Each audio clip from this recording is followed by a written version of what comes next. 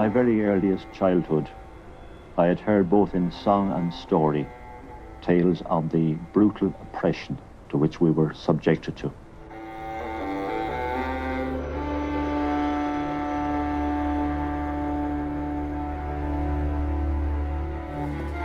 L'Irlande, à l'aube du XXe siècle. Un petit groupe de jeunes militants déterminés commence à croire à l'impossible. It was the expression of a psychological need that man is the equal of his fellows and not to be exploited, derided or enslaved.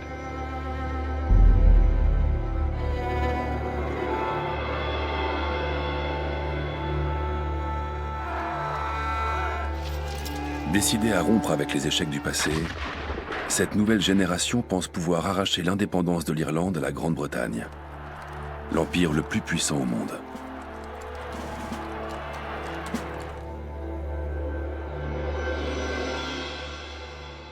Les moments révolutionnaires ne manquent pas dans l'histoire, mais ils se concrétisent rarement.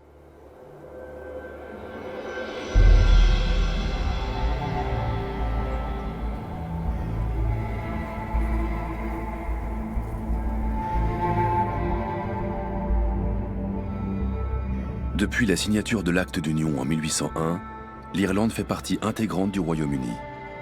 Ses habitants sont sujets de l'Empire britannique et gouvernés depuis Londres. L'Empire britannique était immense.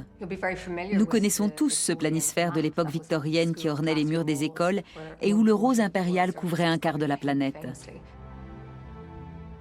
En 1913, environ 450 millions de personnes dans le monde étaient des sujets coloniaux britanniques.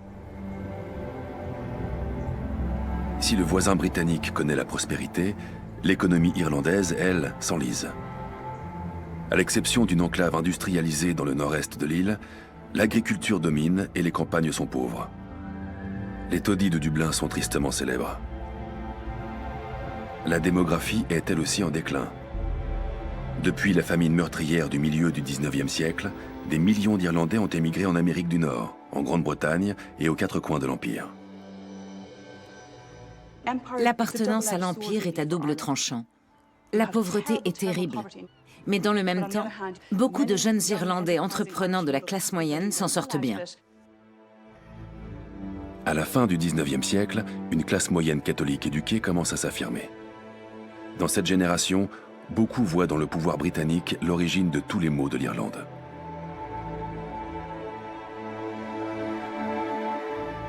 I felt they had no right or reason here. We were a separate island and we felt we owned it and we wanted at some stage to get them out. Il y a des époques dans l'histoire où l'esprit du temps se cristallise et les consciences s'éveillent. C'est le cas au début du XXe siècle. Dans le monde entier, des peuples revendiquent l'égalité, la justice et la fin de la domination coloniale. C'est le basculement de l'ère des empires à celle des nationalismes. Il faut replacer l'histoire de l'Irlande dans ce contexte européen et mondial. La montée du nationalisme et de la volonté d'autodétermination est un phénomène que l'on observe ailleurs en Europe, en Afrique, en Asie, un peu partout sur la planète.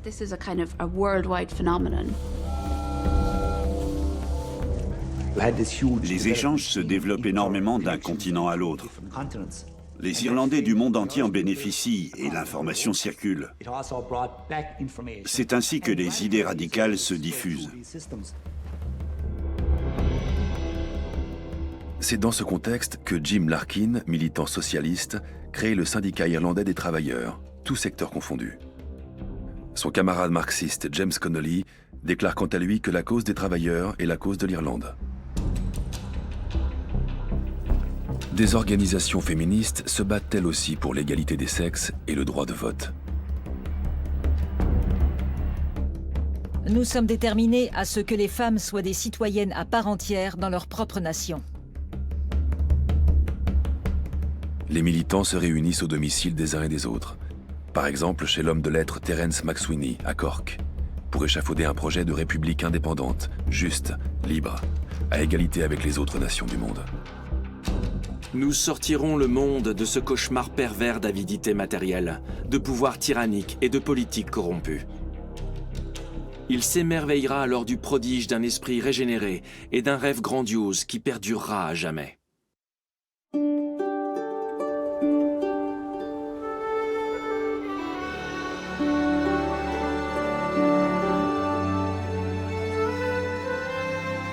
Les nationalistes radicaux veulent revitaliser la culture irlandaise affaiblie par des siècles de domination anglaise, afin que le peuple ait une vraie cause à défendre. Au sein du mouvement, beaucoup étaient nostalgiques du passé. Ce n'était pas le vrai passé, mais plutôt une image idéalisée de l'avenir projetée sur le passé. Ils voulaient bâtir un monde nouveau et rompre tous les liens avec la Grande-Bretagne et l'Empire. De nouvelles organisations sont créées, destinées à redynamiser la culture irlandaise et conforter la cause nationaliste.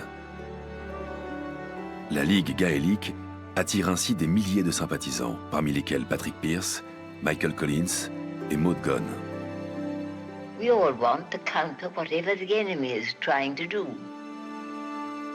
Before a year was out, we had 3 centres in Dublin, teaching history, Irish, music and dancing. Ils organisaient des bals traditionnels, sillonnaient le pays à bicyclette et suivaient des cours d'irlandais sur leur temps de congé.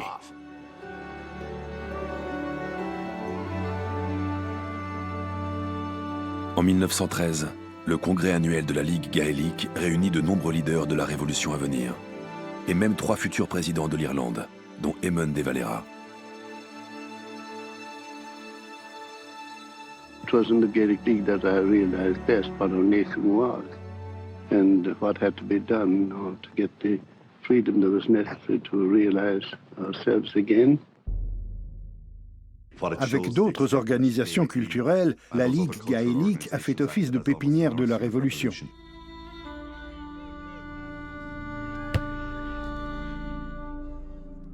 Mais dans l'immédiat, les nationalistes radicaux recueillent peu de soutien auprès du grand public.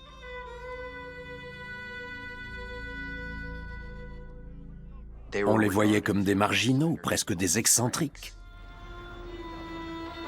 Le nationalisme institutionnel a lui aussi son porte-parole, bien différent. John Redmond, chef du parti parlementaire irlandais.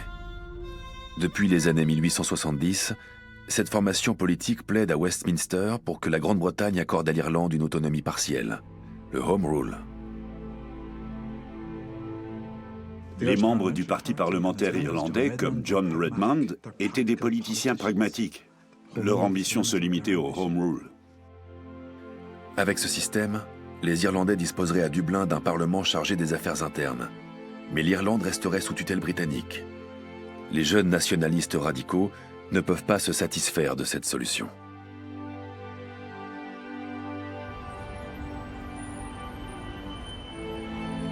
Lors des élections législatives britanniques de 1910, le parti de John Redmond obtient de si bons résultats en Irlande qu'il détient la clé de la majorité de la Chambre des communes de Londres. En échange de son soutien au gouvernement libéral de Henry Asquith, Redmond exige le Home Rule pour l'Irlande. La mort dans l'âme, Asquith y consent. Ça aurait dû être un triomphe pour le parti irlandais, qui réclamait le Home Rule depuis 30 ans. Mais ça a déclenché un mouvement contre-révolutionnaire en Ulster.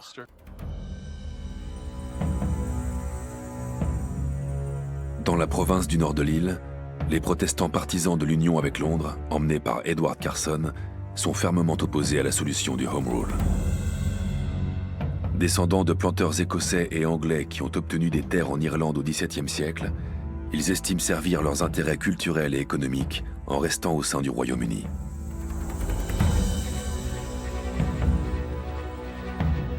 We want the left to live our own lives in our own way. Les unionistes se sont jurés de combattre par tous les moyens l'instauration du Home Rule. En janvier 1913, ils créent la Force volontaire d'Ulster, l'UVF, une milice politique qui comptera jusqu'à 100 000 membres. Inquiets du manque de réaction du gouvernement britannique, les nationalistes radicaux mettent sur pied leur propre organisation paramilitaire, les Volontaires irlandais.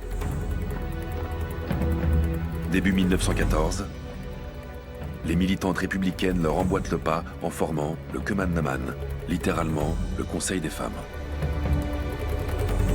Alors que l'Irlande semble au bord de la guerre civile, le 4 août 1914, l'Allemagne envahit la Belgique. Le Royaume-Uni annonce son intention de défendre les libertés des petites nations et déclare la guerre à l'Allemagne. C'est le début de la Première Guerre mondiale. Edward Carson appelle les membres de l'UVF à combattre pour la Grande-Bretagne. John Redmond fait de même auprès des volontaires irlandais. Tous espèrent s'attirer les bonnes grâces de Londres en affichant leur loyauté.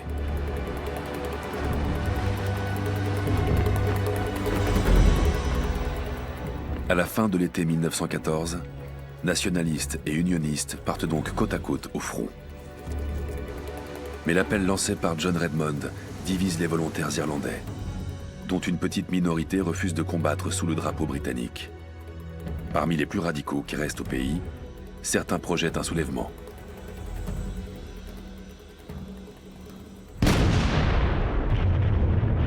Avril 1916. La guerre fait rage depuis près de 2 ans. Tous les belligérants ont subi des pertes sans précédent.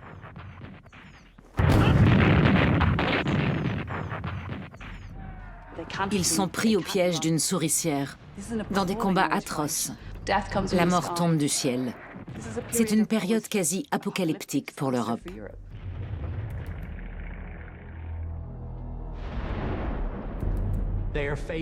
Ils sont submergés par tant de violence, par cette industrialisation de la mort qu'aucun soldat européen n'a connue avant eux.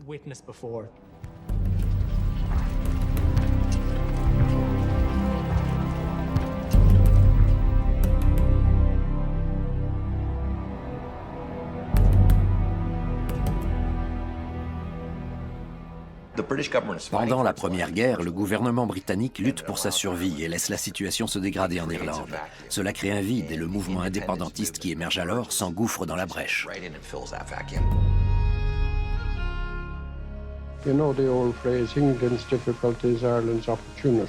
Grâce à l'appui financier des républicains irlandais aux États-Unis, les Féniens, la fraternité républicaine irlandaise, organisent dans le plus grand secret un soulèvement. We came to the conclusion the time had come. Le 24 avril, c'est-à-dire le lundi de Pâques, un petit groupe composé de membres des volontaires irlandais, du Cumann na mBan et de l'armée des citoyens irlandais créée par James Connolly prennent le contrôle des bâtiments clés du centre de Dublin. Devant la poste centrale, le chef de la rébellion, Patrick Pearse, proclame la République d'Irlande. Irlandais, Irlandaises, par notre intermédiaire, l'Irlande appelle ses enfants auprès de son drapeau et se bat pour sa liberté. Nous proclamons la République d'Irlande comme un État souverain indépendant et consacrons nos vies à la cause de sa liberté, de son bien-être et de son exaltation parmi les nations.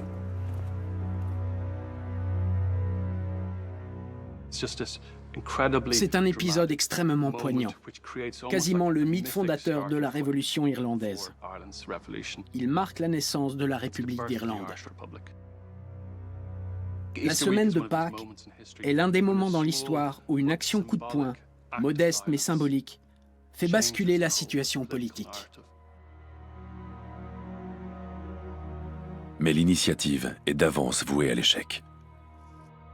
Le soulèvement de Dublin était un geste désespéré. Les participants le savaient, d'un point de vue militaire, ils n'avaient aucune chance. 10 000 nationalistes sont attendus, mais ils sont en définitive moins de 2 000 à se mobiliser, en raison de dissensions internes et de malentendus divers. De plus, le mouvement reste cantonné à Dublin.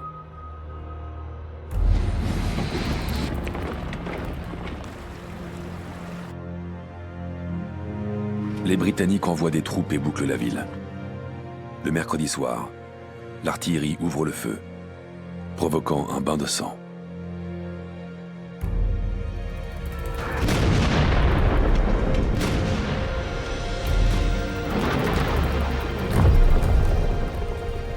Us chaps who were sent out to stop it all, I suppose our thoughts was, well, serves them right sort of thing. They started it, and so they've got what they asked for.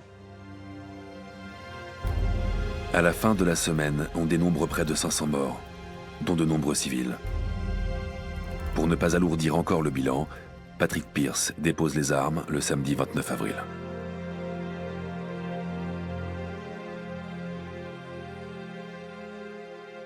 Les insurgés, parmi lesquels figurent Constance Markievicz et Eamon de Valera, sont arrêtés et obligés de défiler dans la ville sous les invectives de la foule. Les Dublinois sont exaspérés par l'ampleur des destructions occasionnées par le soulèvement. There were such shrieks of hatred, and the soldiers luckily guarded us very heavily on each side, two on each side of us. Les femmes dont le mari se trouvait au front ou étaient morts à la guerre étaient très remontées contre le soulèvement de 1916. All the G-men were unloosed on us, the G division of the Dublin Metropolitan Police, and they went around saying, you out, you out. They picked out all the leaders.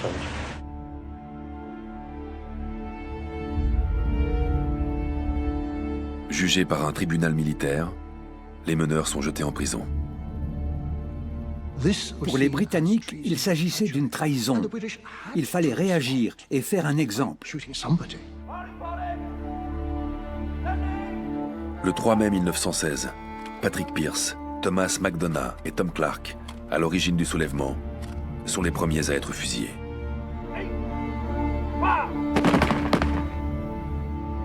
When these executions took place, that changed everything. La population, qui au départ était hostile ou perplexe, a commencé à se poser des questions, à se demander pourquoi ces gens étaient morts. Sous la pression populaire, le Premier ministre Henry Asquith met fin aux exécutions. Mais 15 rebelles ont déjà été fusillés. Des poètes, des dramaturges, des socialistes et d'éminents membres de la Ligue gaélique. L'Irlande est sous le choc.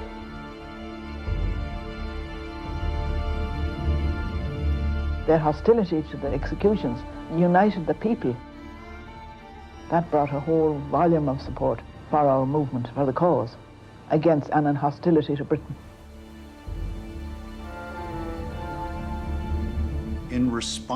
En réaction au soulèvement, les autorités ordonnent plus de 3500 arrestations.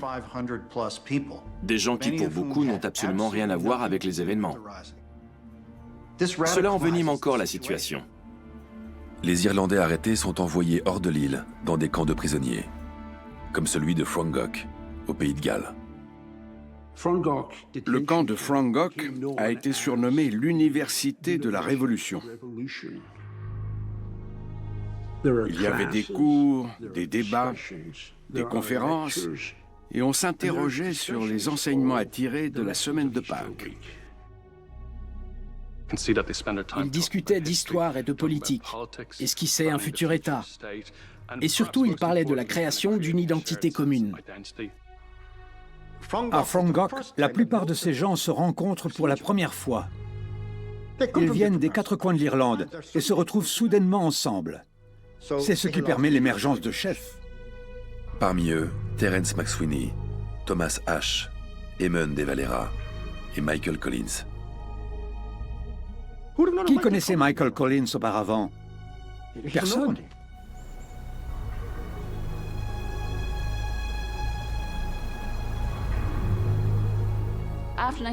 Après 1916, le mouvement républicain est décimé et se désagrège. Ce sont les femmes qui reprennent le flambeau.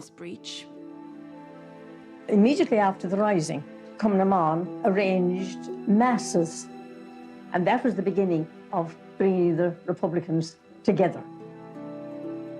Les militantes lèvent des fonds en soutien aux familles des prisonniers et organisent des manifestations dans toute l'Irlande pour exiger la libération des détenus. La première fois que le républicanisme s'est exprimé en tant que mouvement politique populaire, c'est d'abord pour la libération des prisonniers.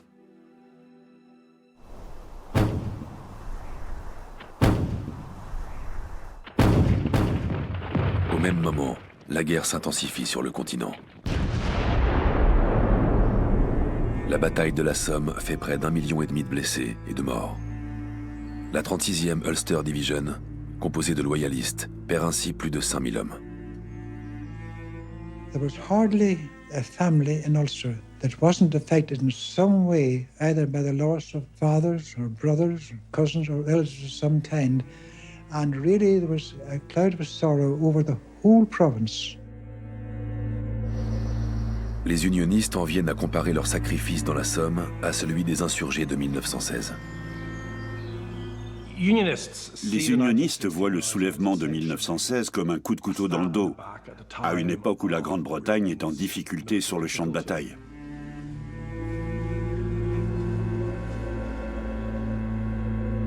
Sous la pression des nationalistes, et notamment du chef du parti irlandais John Redmond, le nouveau Premier ministre britannique David Lloyd George consent à relâcher certains détenus en décembre 1916. Les derniers sont amnistiés 6 mois plus tard. When we were deported, I don't recollect a cheer or a smiling face at all. We were spat at and jeered, but it was different when we came back. Prisoners who were in jail, they were astonished when they came home. It was just a supremely extraordinary experience to have the country ready to make them welcome. Eamon de Valera, l'un des rares chefs du soulèvement à avoir échappé à la peine de mort, met en scène son retour pour marquer les esprits. Quand ils ont accosté à Dunleary, Eamon de Valera a fait acclamer l'Irlande à 3 reprises. Puis il a franchi la passerelle devant ses hommes au garde à vous. Une façon de faire passer un message. Voilà des soldats qui forment un corps discipliné et Eamon de Valera est à leur tête.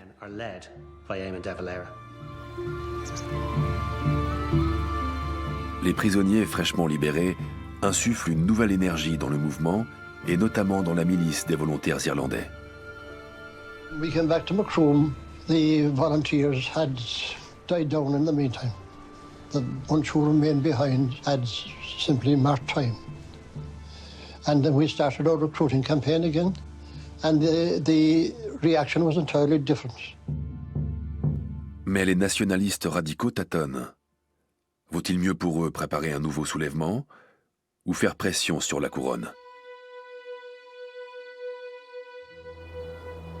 1917 est l'occasion d'une percée. Le décès de 4 députés du parti parlementaire irlandais laisse autant de sièges vacants et impose l'organisation d'élections partielles. Pour se présenter, les nationalistes radicaux doivent disposer de leur propre parti.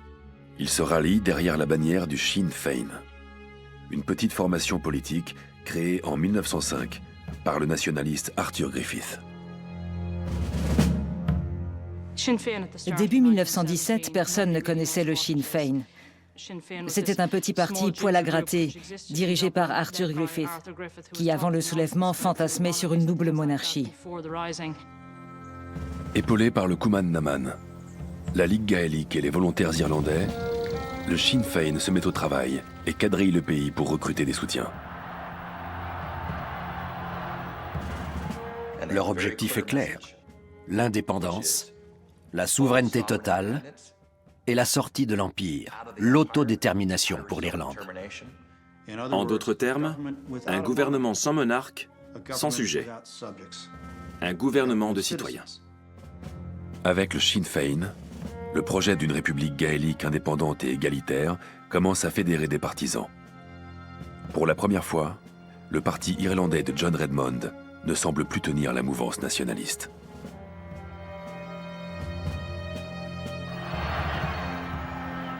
Les 4 élections partielles se soldent par la victoire de candidats du Sinn Féin.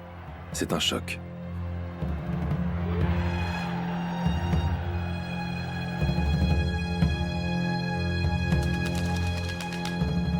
Ce résultat inquiète la Grande-Bretagne. Au château de Dublin, le siège du pouvoir britannique en Irlande, les autorités décident de frapper un grand coup. Les journaux nationalistes sont interdits.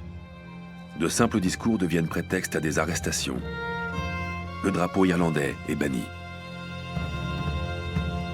Des militants sont arrêtés pour des infractions mineures. Par exemple, pour avoir entonné des chants contestataires ou crié des slogans comme « Vive les rebelles, à bas le roi ». Thomas Ashe fait partie des victimes de ces mesures. Membre de la Ligue gaélique et cofondateur des volontaires irlandais, il est envoyé en prison, où il entame une grève de la faim. Lorsque l'administration pénitentiaire tente de le forcer à s'alimenter, la situation dégénère.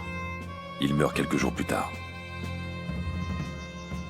L'homme désigné pour prononcer son oraison funèbre n'est autre que Michael Collins.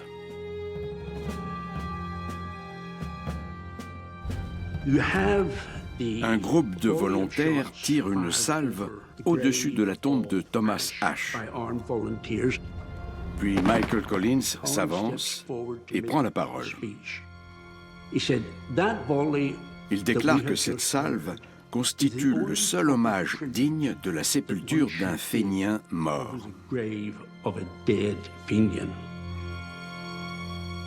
En un sens, c'est un appel aux armes, un appel à se battre. Malgré la répression britannique, les rangs des volontaires irlandais ne cessent de s'étoffer. Mais seuls les nationalistes les plus extrémistes réclament un nouveau soulèvement, qui risque de se finir une fois de plus noyé dans le sang.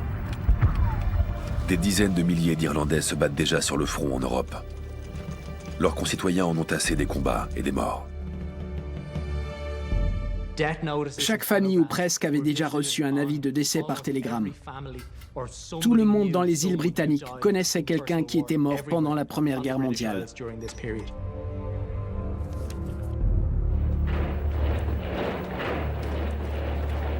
Alors que les troupes britanniques sont en mauvaise posture, l'entrée en guerre des États-Unis en avril 1917 leur apporte un répit bienvenu.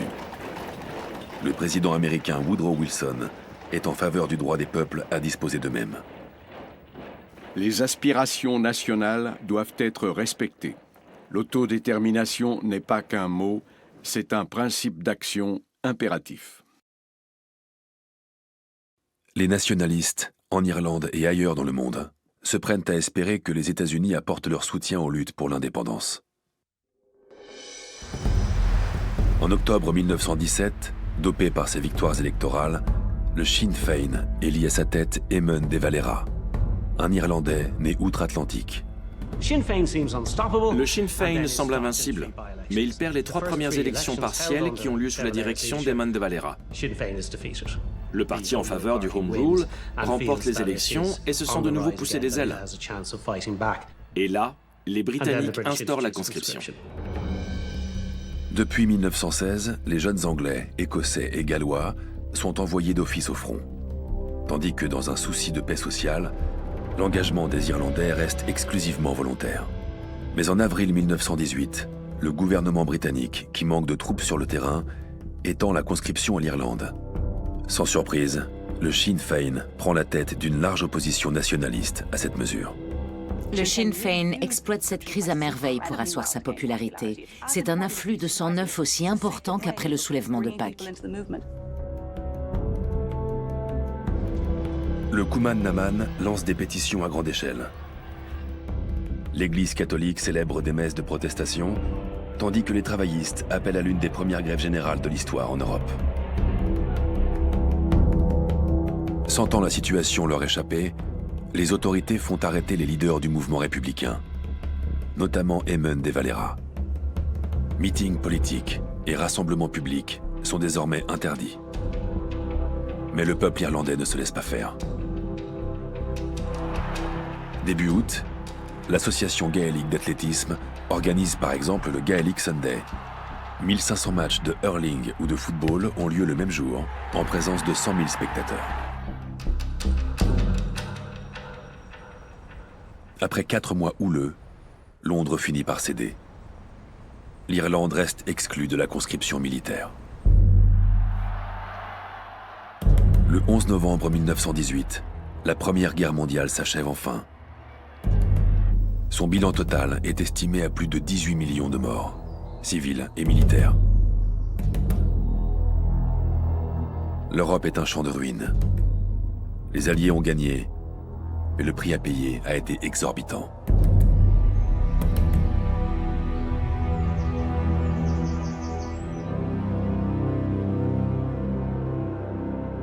Des élections législatives ont lieu quelques semaines après la signature de l'armistice. Pour la première fois, les femmes propriétaires de plus de 30 ans et tous les hommes de plus de 21 ans ont le droit de vote. C'est un triplement du corps électoral.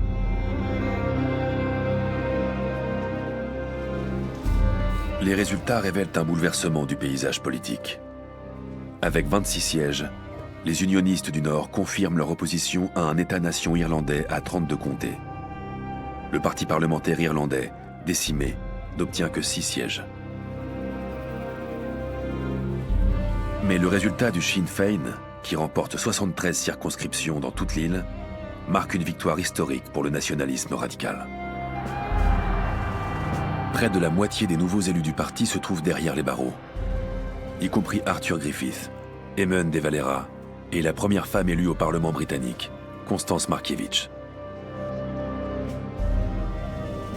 Les élections de 1918 apportent au Sinn Féin ce qui lui manquait, des mandats électoraux. C'est imparable, ça légitime le mouvement républicain. L'électorat irlandais tourne le dos au principe du Home Rule et revendique l'indépendance, la République. À présent, ce qui n'était qu'une opinion relativement marginale se généralise. Le combat des Irlandais pour l'autodétermination est suivi de près dans le monde entier. C'est une forme de résistance à l'époque où les empires règnent sans partage. Les députés du Sinn Féin refusent d'aller siéger à Londres. À la place, ils se réunissent le 21 janvier 1919 à Mansion House, à Dublin, pour former l'Assemblée d'Irlande, en gaélique Dáil Éireann. Ils proclament la République et préparent la création d'un État pleinement indépendant. Nous déclarons solennellement que le gouvernement de l'Irlande par une puissance étrangère est une atteinte à notre droit national. Nous demandons que notre indépendance nationale soit reconnue et appuyée par toutes les nations libres du monde. La militante Moray Comerford a très bien raconté l'aventure du premier Doyle. L'émotion ressentie en entrant dans Mansion House. Le sentiment d'avoir accompli quelque chose. L'impression de reprendre le contrôle du destin de l'île et d'esquisser les contours d'un nouveau pays.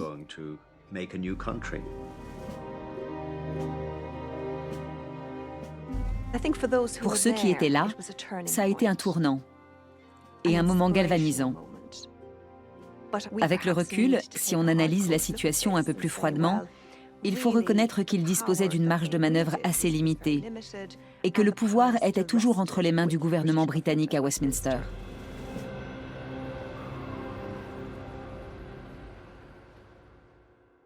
À ce stade, les Britanniques excluent toute idée d'indépendance. Comment ça, indépendant? Vous faites partie du Royaume-Uni, de l'Empire. Malgré tout, bon nombre de membres du Dáil Éireann espèrent encore arriver à leur fin par des négociations, sans violence.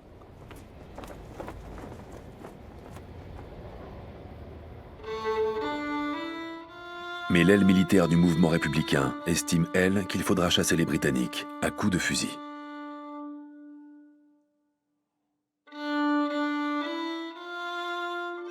Cette guerre doit être menée et le sang doit couler. Ce ne sera pas de gaieté de cœur, mais c'est une terrible nécessité. Nous conquerrons notre liberté, quel qu'en soit le prix.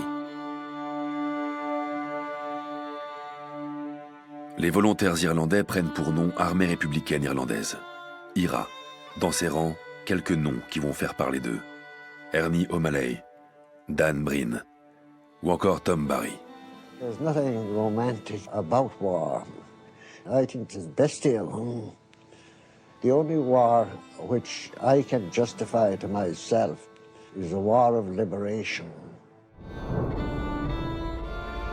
L'IRA prend une ampleur nouvelle. Plus de 100 000 volontaires de toute l'Irlande rejoignent ses rangs pour servir la cause.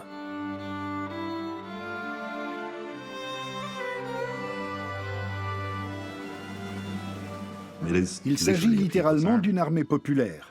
Elle émane du peuple, de l'échelon local, de chaque paroisse du pays. L'IRA se compose surtout de jeunes hommes instruits entre 25 et 30 ans, principalement des catholiques des classes populaires et moyennes, mais pas seulement.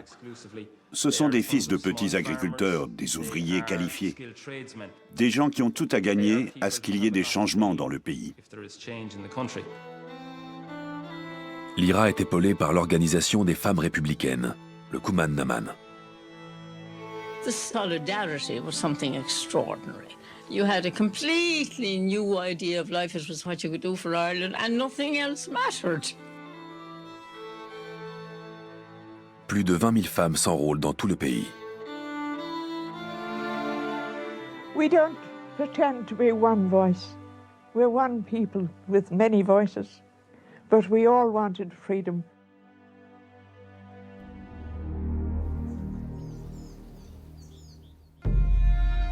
Le 21 janvier 1919, le jour où le Dáil Éireann se réunit pour la première fois à Dublin, l'IRA lance de sa propre initiative une attaque surprise. If we were to wait to get orders from Dublin, nothing would ever happen. You just can't be waiting for someone 100 or 200 miles away to tell you to do something. You seize the opportunity and do it. À Solo-Headbeg, près de Tipperary, 2 membres de la police royale irlandaise escortant un convoi d'explosifs sont pris dans une embuscade de l'IRA.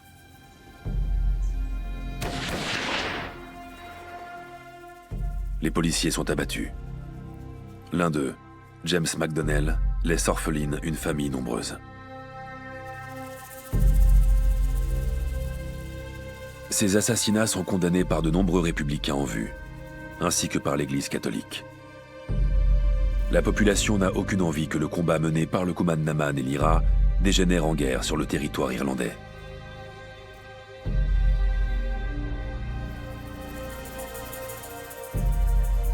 L'armée républicaine fait profil bas pendant quelque temps, tandis que le Dáil Éireann continue à prôner une indépendance obtenue pacifiquement. À l'issue de la Première Guerre mondiale, les puissances victorieuses organisent une conférence de paix à Paris afin de décider du sort des pays vaincus. Le président Woodrow Wilson est présent, lui aussi.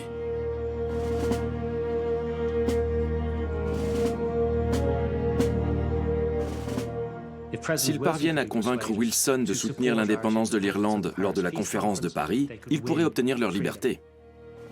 Une délégation du Dáil Éireann, sous la houlette du futur homme d'État Sean T. O'Kelly, se déplace à Paris afin d'y plaider la cause de la République d'Irlande.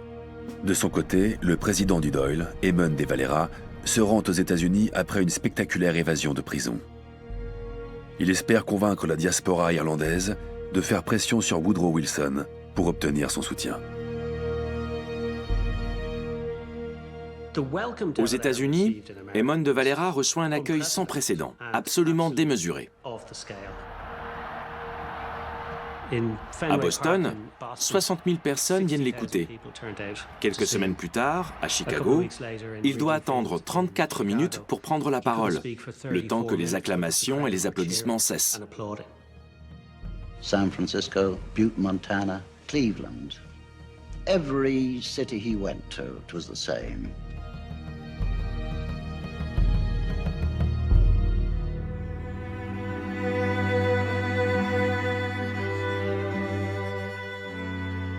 Il faut remonter au XIXe siècle pour trouver l'origine de ces liens.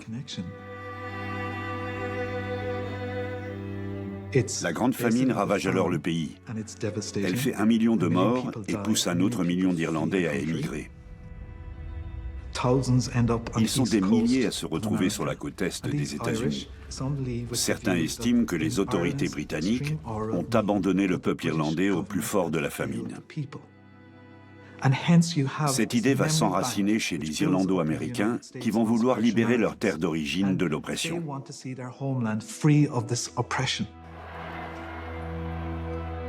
L'accueil réservé à Eamon de Valera aux États-Unis donne des ailes aux républicains irlandais. Puisque la conférence de Paris voit la création de nouveaux États-nations, pourquoi pas l'Irlande ?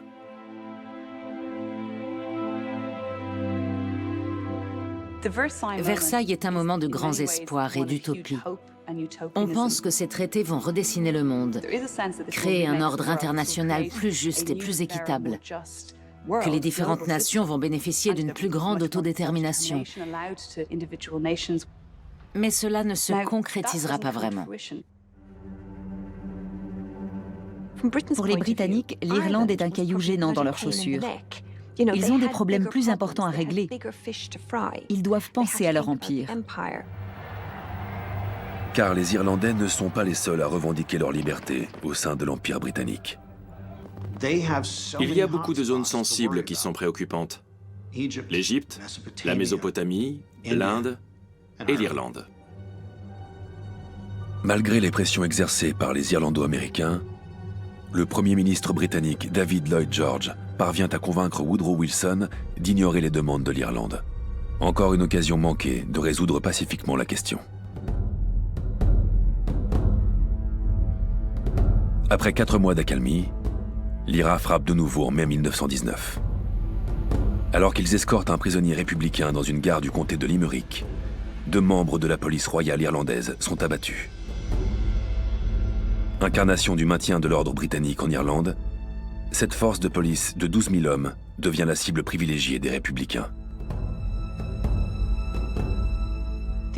La police royale irlandaise était la force publique la plus visible en Irlande. Elle était les yeux et les oreilles des autorités britanniques sur l'île. The police kept a file that time on practically anybody removed. They knew what you had for your breakfast, dinner and supper if you had it. And they knew even what you were thinking of. Le Dáil Éireann craint qu'une campagne armée contre les forces britanniques en Irlande effraie la population. L'Assemblée appelle plutôt à la marginalisation des policiers et de leurs familles. Leurs enfants étaient mis à l'écart à l'école. Leurs épouses aussi étaient ostracisées. On ne les servait même plus à l'épicerie du coin. Il s'agissait de faire de ces policiers des parias et d'empêcher le bon fonctionnement du maintien de l'ordre. Parallèlement, l'IRA installe son QG à Dublin au début de l'été 1919, sous le commandement du chef d'état-major Richard Mulcahy. Michael Collins prend la tête des opérations de renseignement de l'IRA et crée une petite unité destinée à exécuter les bases œuvres de l'organisation. Son nom, The Squad, la brigade. Les militants comme Michael Collins ou Richard Mulcahy sont absolument convaincus qu'il est possible de forcer les Britanniques à quitter l'Irlande. Ils ont l'intention de rendre leur occupation suffisamment pénible pour les dissuader de rester. Les premières cibles de la brigade sont des membres de la division G, l'unité armée du renseignement britannique. Ces hommes sont soupçonnés d'avoir conduit à l'exécution des meneurs du soulèvement de 1916, en révélant leur identité. Le 30 juillet, le sergent-inspecteur Patrick Smith est abattu tout près de son domicile, à Dublin. Le 12 septembre, l'inspecteur Daniel Howey est tué devant un commissariat du centre de la ville. Ces assassinats de policiers chevronnés braquent les loyalistes partisans de la couronne. Sous la pression, le Premier ministre britannique Lloyd George décide d'agir. Le 12 septembre 1919, l'IRA, le Cumann na mBan, le Sinn Féin et le Parlement irlandais sont interdits. La suspension du Parlement est l'étincelle qui met le feu aux poudres. Interdire le Dáil, c'est supprimer le seul instrument légitime que possède le nationalisme pour se faire entendre pacifiquement. Le point de non-retour est atteint.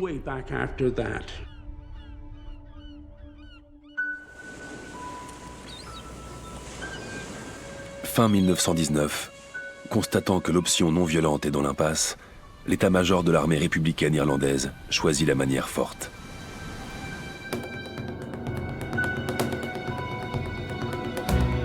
Le 3 janvier 1920, la première brigade de Cork de l'IRA s'en prend aux casernes de la police royale irlandaise à Carrick-to-Hill, dans le sud de l'île.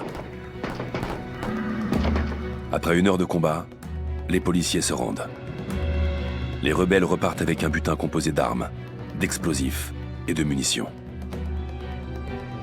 Le même soir, 60 hommes de l'IRA attaquent les quartiers de la police royale à Kilmurry, à l'ouest de Cork. Les forces de l'ordre repoussent sans difficulté les assaillants, qui prennent la fuite. En mauvaise posture, l'IRA s'engage alors dans une guérilla. Ils avancent rapidement, se montrent agressifs mais prudents, se dispersent sans s'acharner et se ménagent pour de futurs combats. Cette tactique les rend pratiquement insaisissables. The Irish Republican Army had one outstanding quality, that of suitability to its purpose. It was indeed the spear point of an uprising of a people.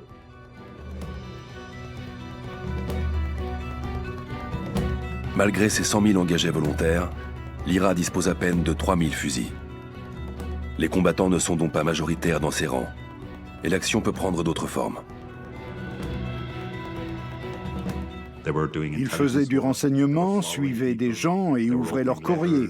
Ils sectionnaient des câbles, creusaient des tranchées, bloquaient des ponts ou abattaient des arbres. Tout un travail de sape pour rendre l'Irlande ingouvernable.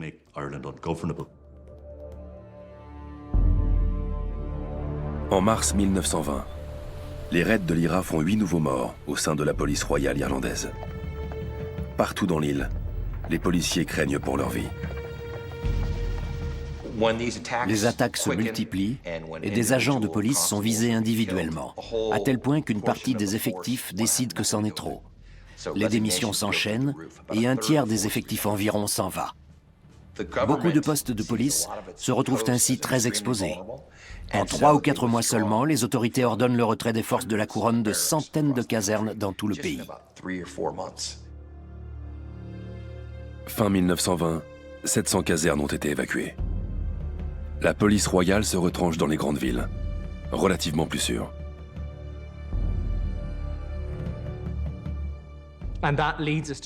Par conséquent, l'État britannique n'est plus aussi visible, ni aussi puissant. Il ne peut plus exercer au quotidien son contrôle et son autorité sur l'Irlande.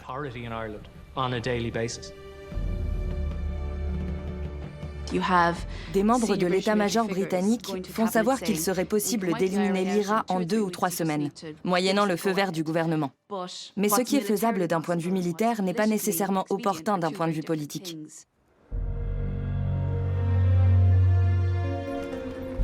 Pour contrer l'IRA, le secrétaire d'État à la guerre Winston Churchill décide de recruter des combattants démobilisés après la Première Guerre mondiale pour les affecter à une nouvelle force de police auxiliaire, les Black and Tans. Nous sommes déterminés à répondre à la force par la force, à la terreur par la terreur. Leur mission, seconder la police royale et réaffirmer le contrôle de la Grande-Bretagne sur l'Irlande. Voilà leurs ordres. Supprimez-les, tuez-en autant qu'il le faut, torturez-les si besoin. Vous êtes affranchis des règles habituelles en temps de guerre, et c'est entièrement la faute de l'ennemi. I joined it because there were no jobs about, and things were pretty rough. And I went up to Whitehall for an interview, and I went to Ireland the same night.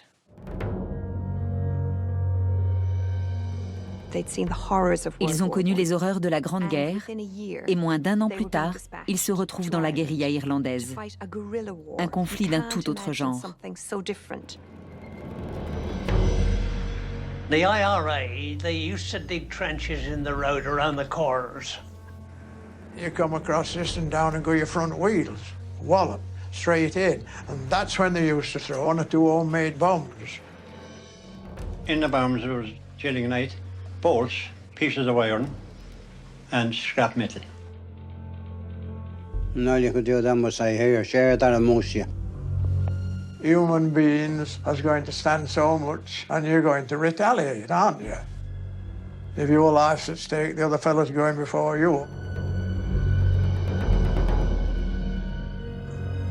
Les combattants de l'IRA se cachent, et comme ils sont introuvables, on s'en prend à leur maison. Au cours de cette guerre, les forces de la couronne ravagent des milliers d'habitations dans toute l'Irlande. We were ruthless to the marked degree of going to the limit of law and order. We'll put it that way. En général, un véhicule de police arrivait au milieu de la nuit, transportant une dizaine ou une vingtaine de Black and Tans. They'll kick the door in, stick a bayonet up against you, and then they search the house. And the search was really quite brutal. On connaît plusieurs cas de femmes qui racontent avoir été violées. Leurs noms et leur adresse sont consignés, ce qui ajoute à la véracité de leur récit.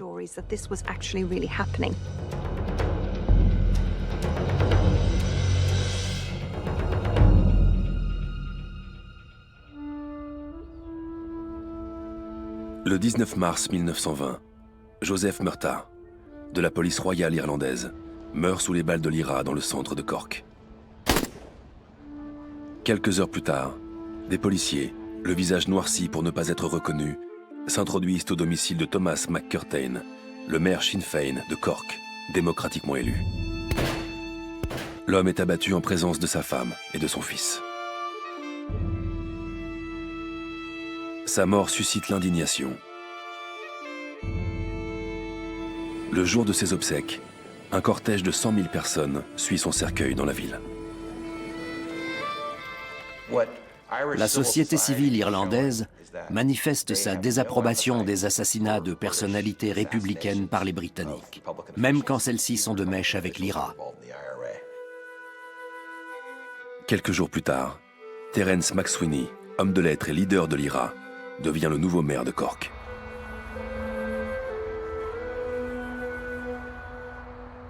Un jour, un acte de bravoure ou un grand sacrifice réveillera les consciences dans notre pays. Les masses sortiront alors de leur léthargie et revendiqueront leur liberté de la plus belle des manières, avec authenticité et courage.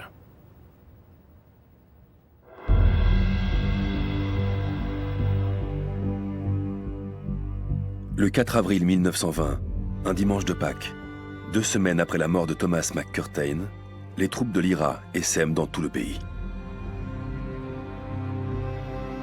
En quelques heures, ils mettent le feu à 400 des casernes laissées vacantes par la police royale. Les flammes symbolisent un cuisant désaveu de l'autorité britannique en Irlande.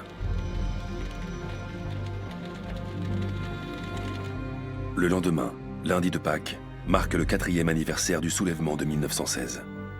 50 détenus républicains de la prison de Mountjoy, à Dublin, entament une grève de la faim et exigent leur libération immédiate. Alors que l'administration pénitentiaire refuse de négocier, des centaines de femmes du Cumann na mBan se dirigent vers la prison en soutien à leurs camarades. L'une des photos les plus célèbres de cette époque montre les femmes priant à genoux devant la prison de Mountjoy en 1920. Elles exploitent le pouvoir de la prière pour en faire un acte de désobéissance civile à grande échelle. Du point de vue des autorités et du maintien de l'ordre, il est plus facile d'avoir affaire à une foule d'hommes en colère qu'à une foule de femmes en colère. On ne peut pas disperser par la force des gens qui se rassemblent ostensiblement pour prier. La religion devient une arme. Le rosaire devient une arme. Les femmes ne sont pas seules. Le Congrès irlandais des syndicats travaillistes appelle à la grève nationale pour forcer les Britanniques à relâcher les prisonniers. Le mouvement est suivi par des centaines de milliers de personnes dans toute l'Irlande. Il s'agissait de travailleurs du secteur de l'énergie, de l'eau, des travaux publics, indispensables au fonctionnement du pays. John French, Lord Lieutenant et gouverneur général d'Irlande pour la Grande-Bretagne, estime qu'il faut laisser mourir les prisonniers.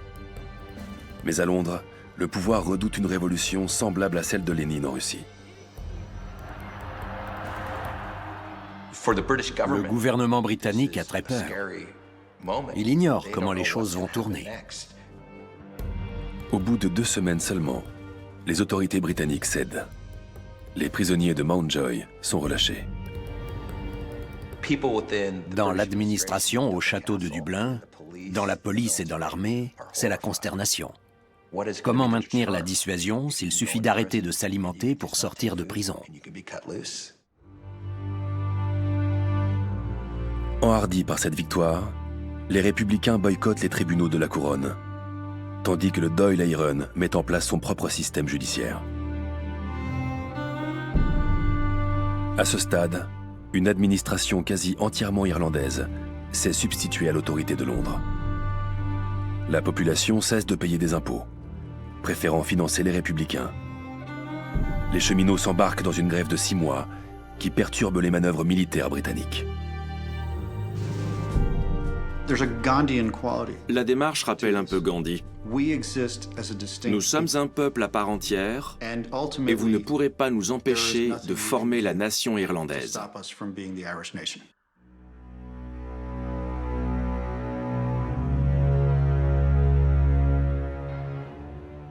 Au milieu de l'année 1920, Lloyd George et son gouvernement se rendent compte que de vastes pans de l'île sont passés à l'ennemi. Il faut riposter. Churchill envoie en Irlande le général Tudor, un homme à poigne. Ce pays est sous la coupe de malfaiteurs armés. Il faut les abattre. Henry Hugh Tudor mobilise en renfort un nouveau groupe paramilitaire d'officiers d'élite britanniques. Leur nom, les Auxiliaires. La police et l'armée patrouilleront sur les routes de campagne au moins 5 fois par semaine. À l'approche de civils, criez « les mains en l'air ». Si les intéressés n'obtempèrent pas, ouvrez le feu.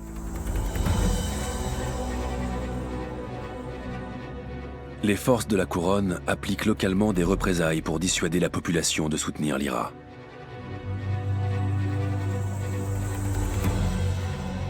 Au cours de l'année 1920, un grand nombre de laiteries sont ainsi détruites dans les campagnes. C'est le tissu rural même de l'île qui est visé. Ces punitions collectives sont une très mauvaise idée, car elles génèrent beaucoup d'animosité. Au lieu de normaliser les relations, elles les aggravent encore en accentuant le déséquilibre.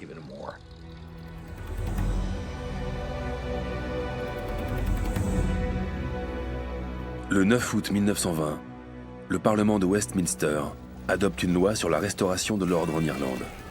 Des centaines de membres de l'IRA sont arrêtés. Ceux qui passent entre les mailles du filet se retrouvent en cavale.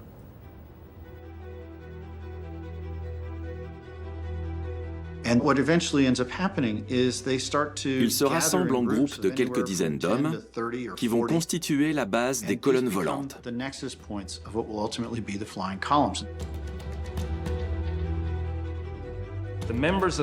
Ce sont les républicains les plus zélés qui forment les colonnes volantes. Le nombre d'embuscades n'augmente pas sensiblement, mais elles font maintenant beaucoup plus de victimes.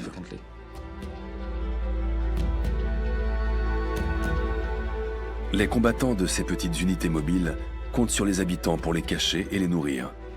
Ils vivent à la dure, dormant dans les fossés, les collines et les montagnes. À la fin de l'hiver, nous mangions du ragoût de hérisson ou de lièvre. Il fallait manier constamment nos armes pour garder la main. Le Cumann Naman fait passer en contrebande des armes et des messages et assure les arrières des membres de l'IRA et du Dáil Éireann. One of the big activities of Cumann Naman was discovering safe houses, because the men on the Runnymede in Dublin, well, the leaders had to have not 1 but 4 or 5 houses. Grâce à l'aide de la population, ils pouvaient se fondre dans la masse et réapparaître à volonté. Ça exaspérait fortement les Britanniques, qui n'arrivaient pas à les attraper. Le 12 août, c'est le nouveau maire de Cork qui est arrêté pour sédition. Condamné à 2 ans de travaux forcés, Terence McSweeney est envoyé en détention à Londres.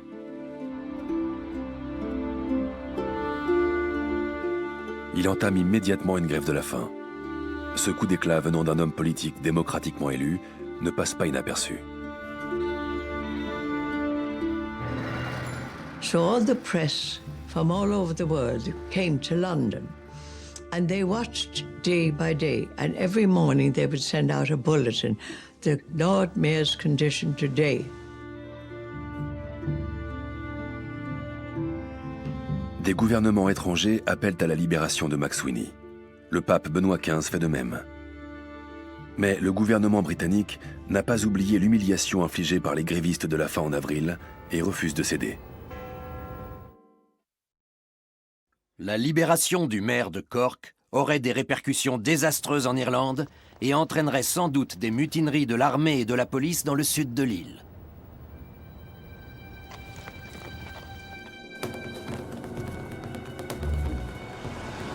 Tandis que Terence McSweeney poursuit sa grève de la faim, le 22 août, des hommes de l'IRA basés à Cork font route vers Lisburn, à quelques kilomètres de Belfast.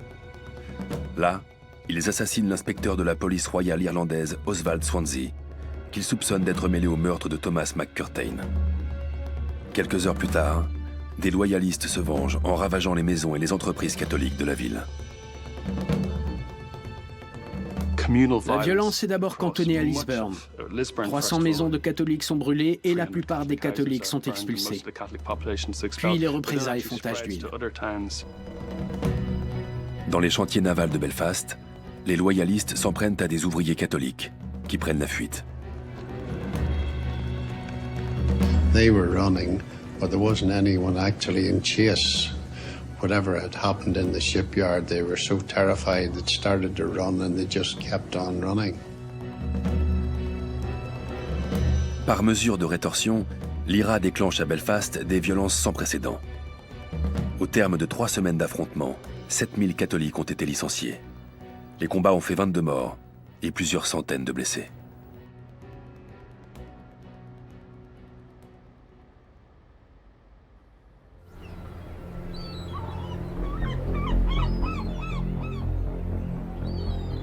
Le 20 septembre 1920, des hommes de l'IRA font irruption dans un pub de Balbriggan, au nord de Dublin. Ils ouvrent le feu sur un inspecteur de la police royale, Peter Bourke, venu boire un verre entre amis.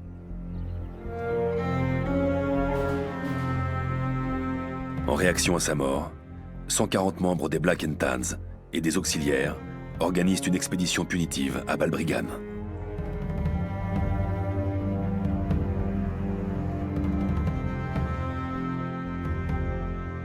Pour prendre la mesure des horreurs de cette nuit, imaginez des hordes d'hommes déchaînés, excités par la boisson, parcourant les rues en tirant au fusil à tort et à travers, incendiant des maisons et menaçant en hurlant de revenir le soir même pour finir le travail. Au matin, Balbriggan est en ruine. 2 républicains arrêtés dans la nuit, Seamus Lawless et Sean Gibbons, ont été tués à coups de baïonnette par les forces britanniques.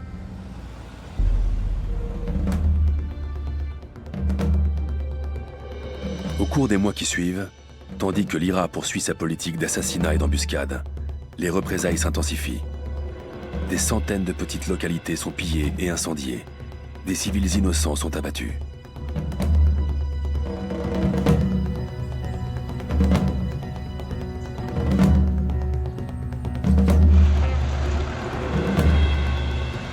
En octobre 1920, alors que Dublin se trouve sous couvre-feu depuis 8 mois, les tensions sont à leur comble.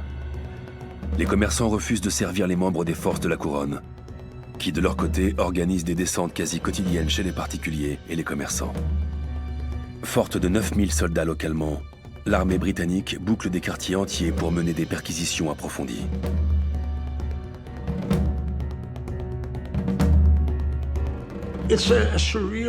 C'est surréaliste. On a des hommes, des femmes et des enfants ordinaires qui vivent leur vie, et brusquement, un tout autre univers s'impose à eux. Des grenades, des fusillades, des assassinats orchestrés par la brigade, mais aussi des rafles, des arrestations et des massacres en représailles par les auxiliaires. Le tout dans une ville qui fait encore partie officiellement du Royaume-Uni.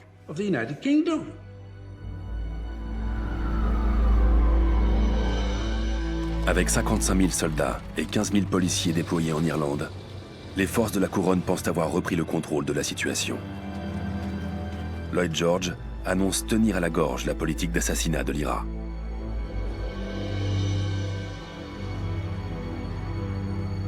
Mais le Premier ministre n'a pas pris en considération un détail. La planète entière suit la grève de la faim de Terence McSweeney.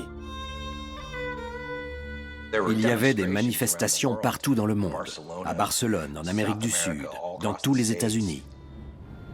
Even the stevedores in New York Harbor wouldn't empty British cargo ships. So the king asked the Prime Minister, could he not put an end to this? And the Prime Minister said, no. Chaque jour, des proches viennent soutenir Muriel McSweeney, l'épouse de Terence, devant la maison d'arrêt de Brixton, dans le sud de Londres. Terence asked me to remain friends with his wife, you know, and I was trying to reassure him that we would look after her. At this time, the weight of the bedclothes was too much. To lift his finger was agony, you know. Le 25 octobre, après avoir passé 74 jours sans s'alimenter, Terence McSweeney s'éteint.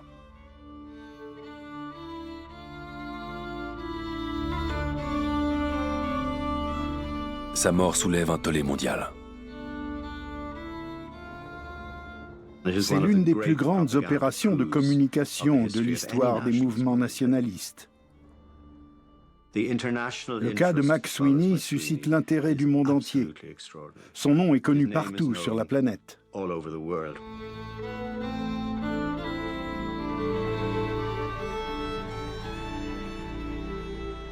Lorsque le corps de l'homme politique est rapatrié à Cork, une foule immense l'attend.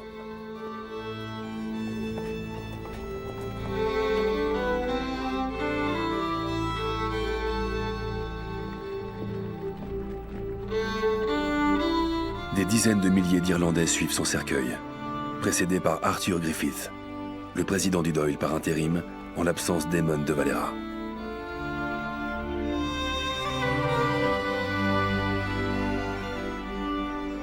Ce ne sont pas ceux qui infligent le plus de souffrance, mais ceux qui souffrent le plus, qui triompheront. D'autres peuples opprimés vont s'identifier à son destin, à ce moment de résistance héroïque à l'Empire.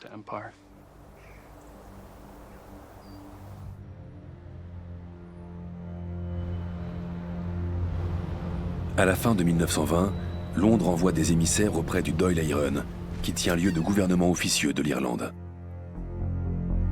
Arrêtez d'assassiner nos policiers et nos soldats, et les Britanniques mettront fin aux représailles. En Grande-Bretagne, cette main tendue ne fait pas l'unanimité. Une trêve reviendrait à admettre notre défaite. À terme, cela pourrait nous forcer à renoncer à l'Irlande.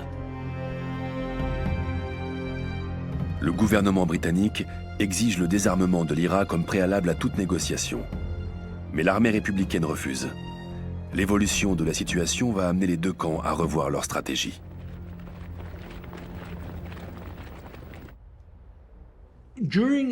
À l'été et à l'automne 1920, le renseignement britannique, le château à Dublin, siège du pouvoir, et la police commencent à se ressaisir.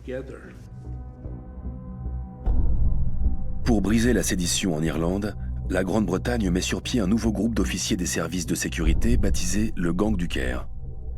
Michael Collins l'apprend par l'intermédiaire de son propre réseau et décide de frapper le premier. Il obtient l'adresse des agents et fait en sorte qu'ils soient assassinés simultanément pour un effet maximal.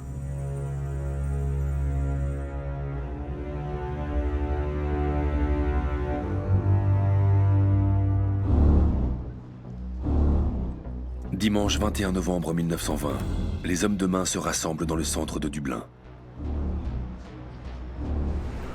We agreed that we'd meet outside St. Andrew's Church in Westland Row at 9 o'clock on Sunday morning.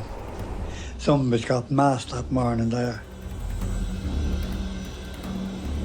Conformément à leurs ordres, ils se dispersent dans la ville, à pied et en tramway, puis pénètrent de force dans chaque maison visée.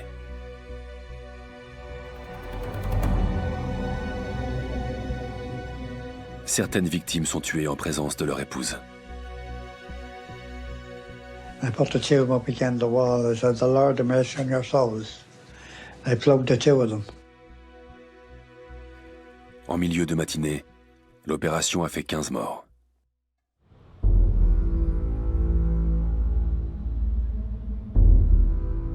La colère était pesante. Les corps sanguinolents avaient été exposés au château de Dublin. Les soldats aux abords du bâtiment étaient fous de rage.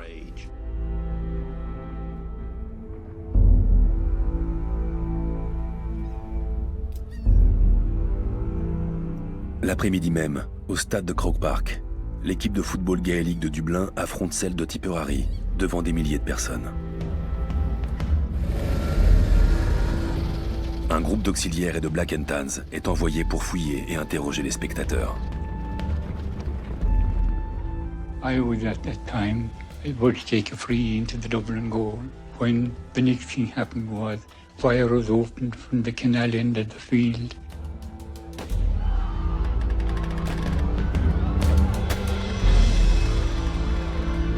Les intrus ouvrent le feu à l'aveugle dans le stade bondé. Certains spectateurs pris de panique mourront piétinés. Michael Hogan, un joueur de Tipperary, est abattu alors qu'il tente de quitter le terrain en rampant. L'attaque fait 14 morts, dont 3 enfants.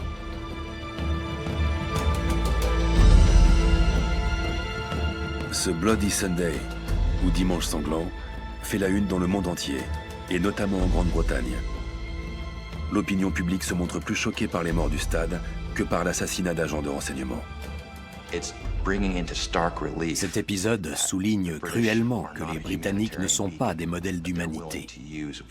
Ils sont prêts à employer la violence contre les civils. Il s'avère que leur empire ne repose pas sur de grandes idées ou de nobles principes, mais qu'il ne tient que par la force brutale. C'est un coup dur pour le moral des Britanniques qui ont une autre idée d'eux-mêmes. Pourtant, le secrétaire d'État à la guerre, Winston Churchill, maintient le cap. À peine sortis vainqueurs de la Grande Guerre, allons-nous nous effondrer lamentablement devant l'ennemi le plus vil, le plus vicieux et le plus faible qui soit? 5 jours plus tard, les frères Loughnane, Patrick et Henry, sont arrêtés dans le comté de Galway pour appartenance à l'IRA. Ils étaient en train de travailler dans les champs quand ils ont été emmenés pour être tabassés, puis attachés à une voiture et traînés. Pour finir, ils ont été abattus et abandonnés dans une tourbière. Et quand on les a retrouvés, leurs corps étaient même brûlés. Des photos mises en scène immortalisent les corps mutilés des 2 frères. C'est assez typique des républicains. Ils n'hésitent pas à faire savoir que les Britanniques emploient la force. L'affaire est relayée dans le Bulletin irlandais, le journal de propagande du Dáil Éireann. La publication repose pour beaucoup sur les épaules de Kathleen McKenna, qui collecte des informations pour chaque nouvelle édition en parcourant Dublin à bicyclette. Rédigé et imprimé clandestinement, le bulletin rend compte de la répression britannique en Irlande. Les numéros sont diffusés dans le monde entier par des expatriés, grâce à un réseau d'ambassades officieuses aux États-Unis, en Asie, en Afrique, en Europe et en Amérique du Sud. Un conflit dont on parle tous les jours finit forcément par être impopulaire. Dès lors que sa brutalité extrême est exposée dans ses moindres détails, aucune guerre ne peut tenir indéfiniment devant le tribunal de l'opinion publique. Dans les semaines qui suivent le Bloody Sunday, les colonnes volantes de l'IRA redoublent d'acharnement contre les forces britanniques, en particulier les auxiliaires. Towards the end of 1920, the pressure was mounting. These Auxies had gone right through Ireland, burning and shooting and pillaging. And they had to be stopped. Le 28 novembre, 2 jours après l'assassinat des frères Loughnane, une colonne volante de l'IRA gagne une petite route de campagne, près du village de Kilmichael, dans le comté de Cork. À la tête de ces 36 hommes, Tom Barry, combattant chevronné qui a fait la Première Guerre mondiale. It rained all night as we marched, and we got here without anybody knowing it. We came across fields and through boreens, and the men were soaking wet.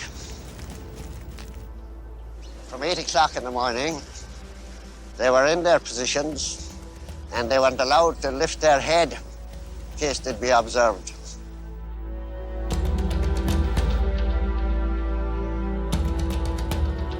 Au crépuscule, Tom Barry repère 2 petits camions transportant 18 auxiliaires. Lorsque les véhicules ralentissent, les rebelles font feu. 17 des passagers sont tués. Aujourd'hui encore, cet épisode est controversé.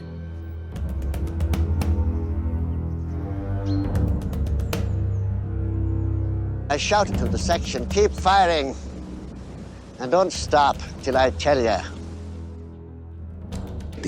Il s'agit d'anciens officiers britanniques qui ont combattu pendant la Première Guerre mondiale. et ils se font éliminer par des fermiers et des ouvriers agricoles sans grand entraînement sur une obscure route de campagne. Pour le moral des Britanniques, c'est un coup dur.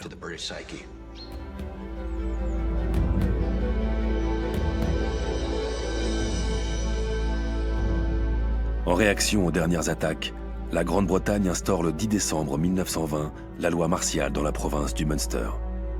Le lendemain, l'IRA s'en prend à une unité d'auxiliaires, à Dillon's Cross, dans la ville de Cork. L'embuscade fait un mort et plusieurs blessés.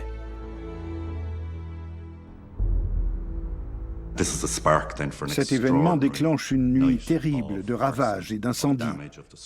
Probablement la plus grande opération de destruction et de représailles de toute cette période. Cette nuit-là, les forces de la couronne britannique s'abattent sur Cork. It started in revenge for the casualties we'd received in the ambush. We had 11 casualties there. Ils étaient déchaînés. Ils ont pillé, volé, harcelé les gens. Parvenus dans le centre de la ville, ils ont fini par détruire l'essentiel de Patrick Street, le cœur commercial de Cork. I woke up to see the flames reflected through the north window on the wall, and I thought it was an aurora borealis which we had seen the week before, and I called my father. And he said, no, he said, it's the damn British burning Cork. Des vastes pans du centre de Cork sont bientôt en feu.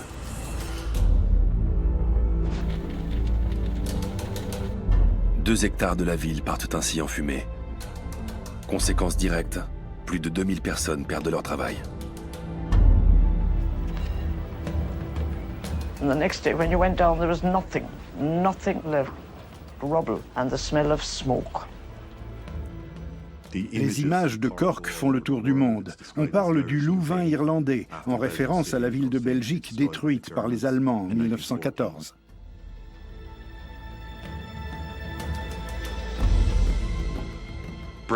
La Grande-Bretagne avait justifié son entrée dans la Première Guerre mondiale en disant vouloir défendre les pauvres civils belges. Il y a eu des millions de morts. Et quelques années plus tard, les Britanniques infligent aux villes irlandaises ce qu'ils ont vu perpétrer en Belgique par les Allemands.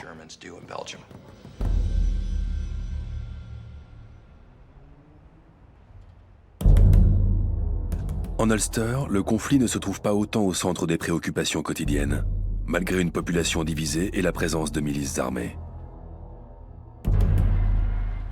Les unionistes considèrent leur appartenance au Royaume-Uni comme un droit naturel ancestral.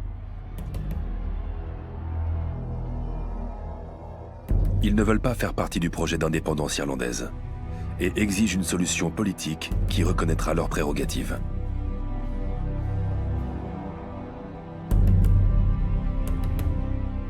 L'autodétermination est l'idée selon laquelle chaque peuple doit disposer d'un État-nation reflétant son identité. Mais en Irlande, plusieurs peuples coexistent sur le même territoire. Sous la pression intérieure et étrangère, le gouvernement britannique élabore un projet de loi, en espérant satisfaire les exigences contradictoires des parties prenantes. C'est un Home Rule à deux parlements, un pour le Sud et un pour le Nord. Le 23 décembre 1920, la loi sur le gouvernement de l'Irlande est promulguée à Westminster. Il s'agit d'une solution britannique et unioniste à la question irlandaise. Les nationalistes n'ont pas été consultés. Elle prévoit la création d'un nouveau territoire au sein du Royaume-Uni, dénommé Irlande du Nord, et constitué de 6 des 9 comtés d'Ulster.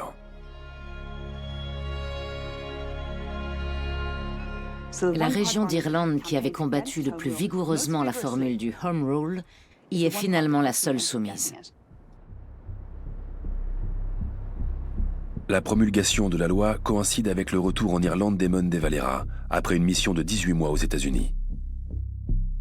Il n'a pas réussi à convaincre l'administration américaine de reconnaître la République d'Irlande. La Grande-Bretagne saisit cette occasion pour prendre discrètement contact avec le leader et sonde son intérêt pour une solution pacifique. De Valera refuse de négocier.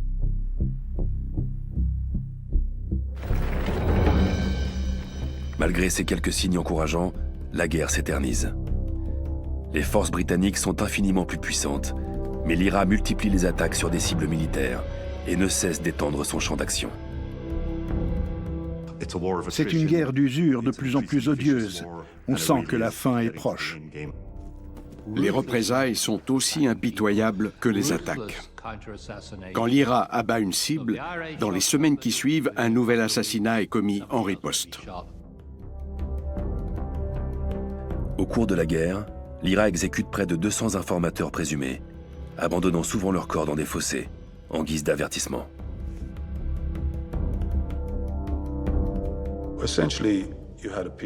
C'est une période d'anarchie, pendant laquelle le maintien de l'ordre public n'est pas assuré, et les protestants sont particulièrement exposés.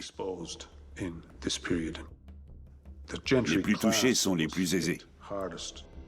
Ils sont expulsés, leurs maisons sont victimes d'incendies criminels. On s'en prend à eux non parce qu'ils sont protestants, mais parce qu'ils soutiennent activement le régime en place. D'innombrables manoirs sont ainsi détruits pendant la guerre. Leurs ruines marqueront le paysage pendant des générations. Les Britanniques ont perdu le contrôle des campagnes. Sous les ordres de hauts gradés de l'IRA tels que Liam Lynch, Michael Kilroy et Frank Aiken, les attaques armées s'intensifient. Du côté des Irlandais, le calcul était le suivant. Plus on fait monter la pression, plus vite ces fichus Britanniques et leur armée s'en iront.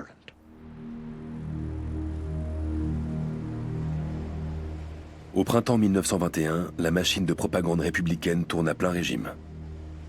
Des journalistes étrangers sont conviés à venir témoigner des ravages de la guerre.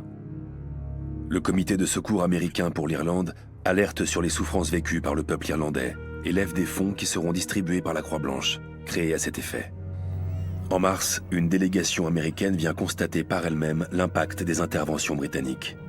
Elle parcourt 95 sites en Irlande, y compris Balbriggan et Cork. Ces initiatives humanitaires sont soutenues par des personnalités telles que le président américain Warren Harding ou le pape Benoît XV. Il devient urgent pour Londres de mettre fin au conflit.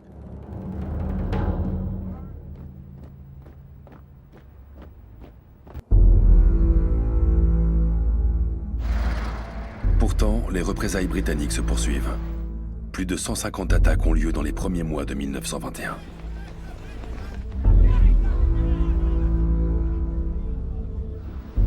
Les Irlandais en ont assez. Ils sont soumis à la loi martiale et assistent à une militarisation généralisée de leur île. Plus le temps passe, plus leur rancœur s'intensifie. Certains commandants de l'IRA se montrent encore confiants, comme Florence O'Donoghue, à la tête de la brigade de Cork. Mais en mai 1921, Michael Collins et son état-major s'inquiètent de la capacité des rebelles à poursuivre le combat. The organization was good, the morale was good, but we had no arms. Les filières d'armes habituelles sont interrompues. Michael Collins essaie de s'approvisionner sur le continent, mais les chargements restent bloqués à divers endroits. Il est donc préoccupé par son stock d'armes et de munitions.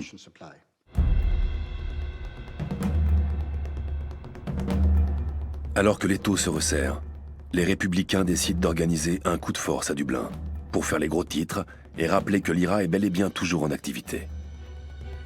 Le 25 mai 1921, une centaine de militants incendient Custom House, siège de l'administration des douanes et symbole de l'occupation britannique. Une patrouille d'auxiliaires, apercevant les flammes, vient encercler le bâtiment. Il s'ensuit 1 heure de fusillade, jusqu'à ce que les rebelles mal équipés et en infériorité numérique soient obligés de se rendre. D'un point de vue militaire, ils sont risibles. Après cet épisode, Eamon de Valera et Michael Collins comprennent qu'il va falloir trouver une solution et vite. Certes, les Britanniques sont affaiblis, mais les Républicains aussi. Il faut cacher cette fragilité assez longtemps pour que les Britanniques cèdent les premiers.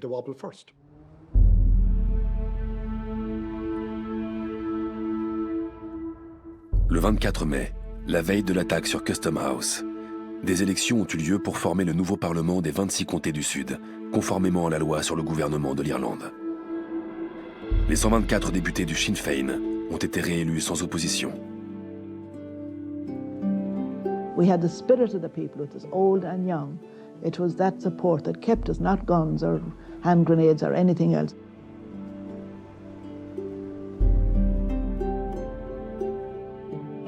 Les autorités britanniques se rendent compte qu'aucun gouvernement imposé aux Irlandais ne sera jamais considéré comme légitime. Nous avons perdu. Il ne nous reste qu'à recruter 400 000 hommes pour aller exterminer toute la population de ce pays, et nous n'avons pas l'intention de le faire. Les méthodes musclées des Britanniques se sont retournées contre eux. C'est leur propre opinion publique, influencée par la presse, qui force les autorités à rouvrir les négociations. Le 11 juillet 1921, les deux camps s'accordent sur une trêve. C'est la fin de la guerre d'indépendance irlandaise.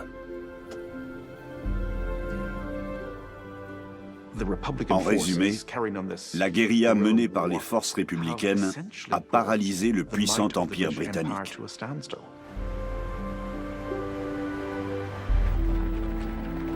Le conflit a fait plus de 2000 morts, détruit d'innombrables villes et villages, poussé à la migration des milliers de catholiques du Nord et de protestants du Sud.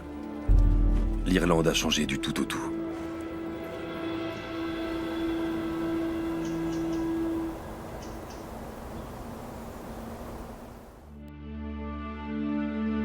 Mais la question de son indépendance n'est pas réglée. Les négociations ne font que commencer.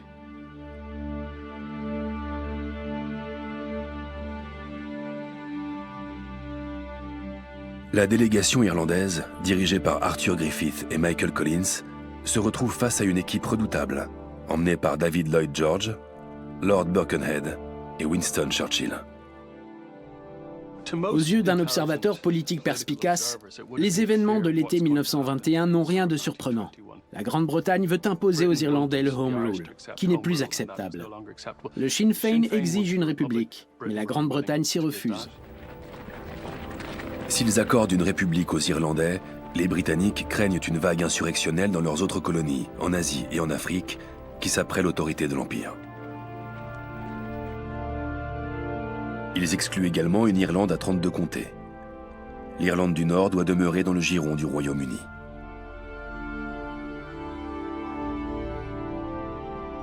Après 5 mois de négociations tendues, les Britanniques présentent une ultime proposition en décembre 1921. Une Irlande à 26 comtés, appelée État libre d'Irlande, qui bénéficiera du statut de dominion. Le tracé exact de sa frontière avec l'Irlande du Nord sera établi ultérieurement. Les politiciens et fonctionnaires irlandais devront faire allégeance au monarque britannique. La Grande-Bretagne gardera le contrôle de certains ports irlandais pour sa flotte. Et l'Irlande devra contribuer au remboursement de la dette contractée par le Royaume-Uni pendant la guerre. L'offre est assortie d'un ultimatum. Faute de signature, les violences reprendront. On est loin de la République proclamée par Patrick Pearse devant la Poste centrale en 1916. Les Britanniques n'offriront pas plus. Et Lloyd George exige que les délégués se décident rapidement. Alors ils se disent « Un tien vaut mieux que 2 tu l'auras. Nous n'obtiendrons pas mieux. Puisque le Dáil nous a donné plein pouvoir, signons. »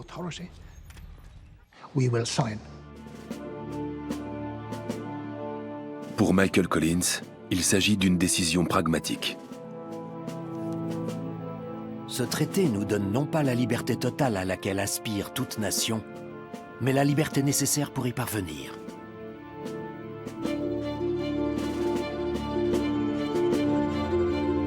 Le 7 janvier 1922, le Dáil Éireann ratifie le traité à une courte majorité. L'État libre d'Irlande est institué.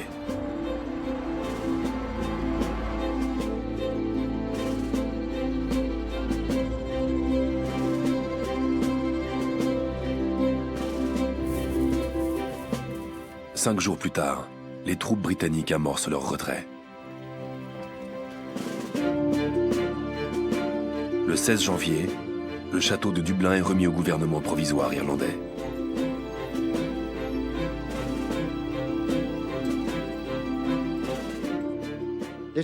C'est un moment historique dans les relations anglo-irlandaises. Les Britanniques reconnaissent que ce jeu qui a duré 700 ans est terminé. Le départ des troupes est une étape essentielle pour la plupart des nationalistes. Une preuve tangible de ce qu'ils ont accompli. Lorsque les forces britanniques s'en vont, c'est un rêve qui prend forme. Ils ont gagné.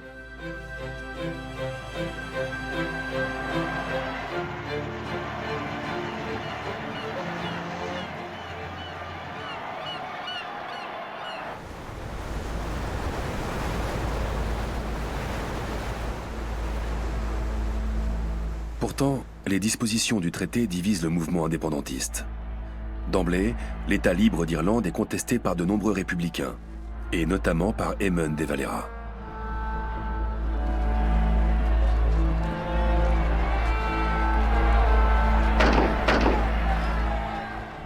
I couldn't swallow an oath of allegiance to the King of England. Couldn't swallow it. I couldn't do it. Not for £1 million could I do it. Not for all Ireland could I do it. Au sein du Cumann na mBan et de l'IRA, beaucoup refusent d'attendre plus longtemps l'avènement d'une république couvrant toute l'Irlande. Pour ceux qui ont pris le maquis et ont mené des embuscades, qui ont vu leurs camarades mourir et ont eux-mêmes tué, tout cela n'a que trop duré. Ils veulent parvenir à leur fin de leur vivant, et même avant d'être vieux. Pour certains, désormais, c'est tout ou rien.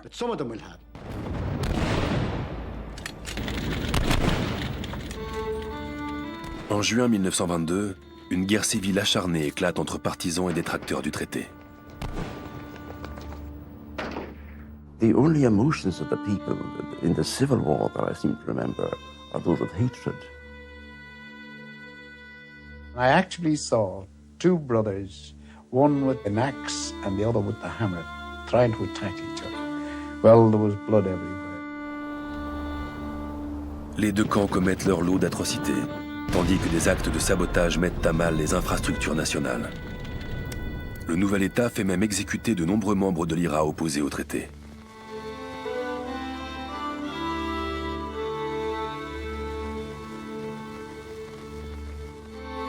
Michael Collins, président du gouvernement provisoire irlandais, est lui-même tué dans une embuscade en août 1922, non loin de Cork.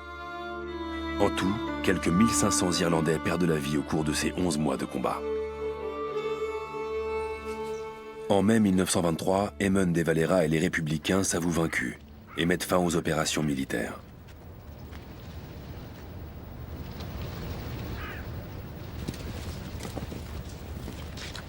Si la guerre civile est terminée, elle laisse dans son sillage des divisions politiques qui perdureront pendant plusieurs générations.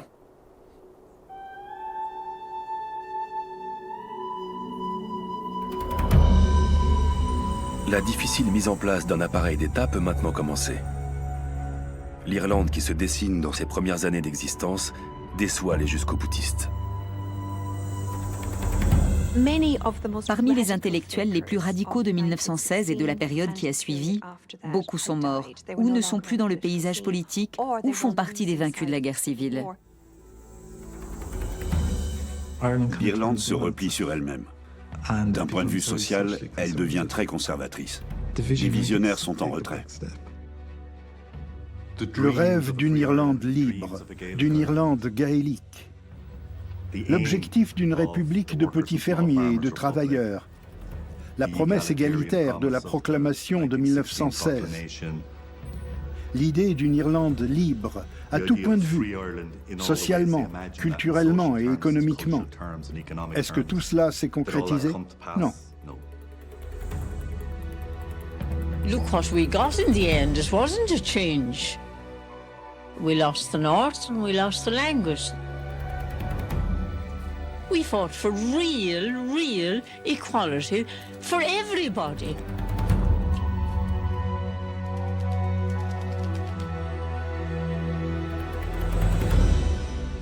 Une révolution est un projet utopique, porteur de promesses pour l'avenir.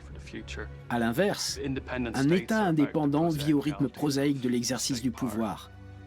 Toute révolution qui passe de l'aspiration contestataire aux réalités de l'indépendance échoue à un certain degré.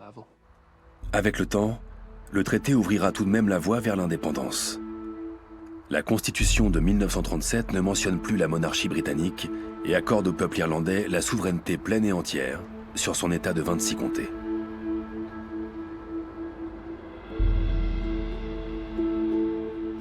En 1949, l'Irlande quitte le Commonwealth et se proclame officiellement république. Puis, en 1955, elle rejoint les Nations Unies en tant qu'État pleinement souverain. Son histoire singulière inspire des mouvements anticoloniaux dans le monde entier. Le fait que les Irlandais soient parvenus à une rupture totale a encouragé les Indiens, les Égyptiens, les Birmans et d'autres qui se sont dit « Nous pouvons y arriver, nous aussi ». L'Irlande a été le premier domino à tomber. La révolution irlandaise a sans aucun doute été un catalyseur qui a contribué à la dislocation de l'Empire britannique. Pendant les 50 à 80 années qui ont suivi, les Irlandais étaient accueillis à bras ouverts, comme des camarades, dans les autres territoires colonisés. Ces peuples, qui avaient eux aussi combattu l'Empire, éprouvaient un grand respect pour la lutte menée par les Irlandais. La partition de l'Irlande, elle, persiste. Les catholiques nationalistes d'Ulster se sentent abandonnés. Le mouvement pour les droits civiques qui naît en Irlande du Nord dans les années 1960 va déboucher sur 3 décennies de conflits armés.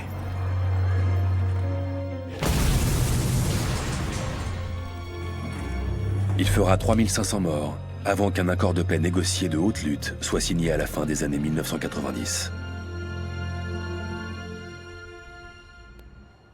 De nos jours, la République d'Irlande est un État stable et démocratique, respecté sur la scène internationale. Ses habitants n'ont pas oublié les idéaux formulés il y a un siècle par ces révolutionnaires qui ont fait advenir la République d'aujourd'hui. La liberté pour parachever la liberté. Voilà qui représente un défi constant et invite à rebattre en permanence les cartes pour les générations à venir.